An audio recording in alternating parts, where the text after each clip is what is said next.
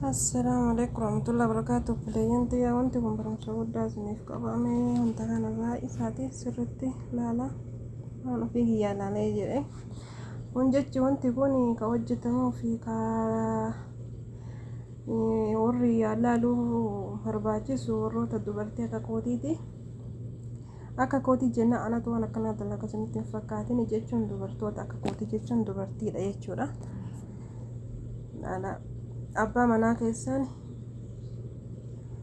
fakkeenyaaf namni nama jaalatu tokko namni jaalatu jaartii qofaa miti yookiin immoo haadha ofii ta'a, obboleettii ofii ta'a, obboleessa ofii ta'a, hiriyyaa ofii ta'a. Isaafis barreessuu waan namatti tolu barreessuu danda'a. Garuu jaartiin isaa waa hundaanuu shakkuun isii gaarii mitiyyuu. Kun oomee ilaala. Isa taa'ee inni garuu namni inni miiseejii xaafaaru fi isiidha. Isiin argitu bilbilli isii lafa bakka biraa jira. Inni miiseejii isii xaafutti jira. Kun olaala waa isin hojjettu. Waa inni xaafu san argitee suutaan dhuftee duubaan laalte isa ajjeesuuf dullaa fudhattee dhuftee jechuudha. Harkillee didee dhabuufillee harki didee amma isii deebitee kaatee waa isin daladdoodhumaan argina. Meelaala walumaan argina. Amma si deemtee juuza isaa qopheessitee ofiifis qopheeffattee dawaa itti buufti jechuudha. Dawaa kana isaaf kenniti.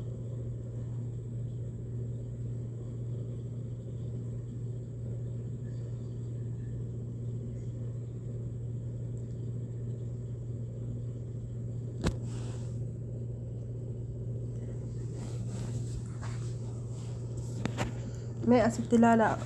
Nama gaarii fakkaattee dawaa itti buuftee isaaf kennutti jirti. Garuu inni miiseejii inni xaafaaruuf kun miiseejii isaati. Miiseejii isiiti. Isiifan xaafu jira. Isiin garuu shakkiteetti dubartii biraati isa shakkiteetti jechuudha. Wanti kun uumtuma ijoolleen Oromootiin na dalagutti jirtu beektu. Barumsa baay'ee qaba wallaahi irraa.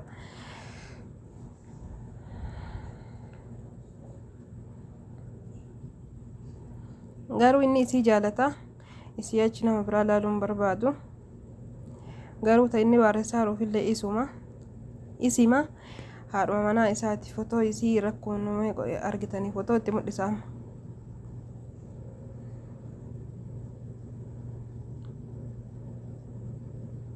Akkanumatti walumaan laalla.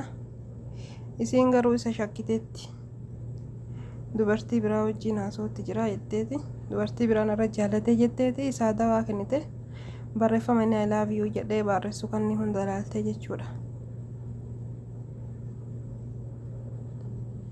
Kun wanta piroofaayilii isii hoostaappii isii irratti xaafuuf ittiin jira. Asirra akka laasta dhugaa seete isii ta'uu beettee hirrifatte.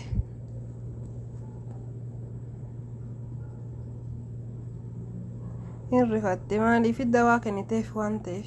Isii waan nama biraa inni janaajinutti yookiin nama biraa haasofsiisutti jiru seete dawaa kenniteef hirrifatte dawaa dhuge waan ta'eef dawaan kun daqiiqaa muraasaan booda waan isa ajjeesuuf hirrifatte. Garuu namtichi kun booda irratti hin du'a. Wallaahi waan baay'ee tokko nama gaddisiisu wanta akkanaa kun barumsa isiniif ta'a. Dura waa tokko addaan baafadhaa. Namni kun maaliif maalu jira namni kun maaliif eenyu barreessuutti jira nama sana addaan baafatanii atta jaalallee yoo taate innillee jaalatte atis ka biraa jaalatuu dandeessa. Garuu ilma namaa tokko ajjeesuuf ittiin fiigin. Isiin rifatte mana yaalaa deemtaa beenyidhaatti hin dawaa sii kenne. Kalaas rifatte. Isa kun amma reefuutti jammare kun dhukkubbiin. Mana yaalaa deemtaa beenuu jechuun ittiin jirti. Isa hin dhukkubee amma isiin nama soqa fiiddee yoo isiin gabbaate inni achumatti hin kufaa jechuudha.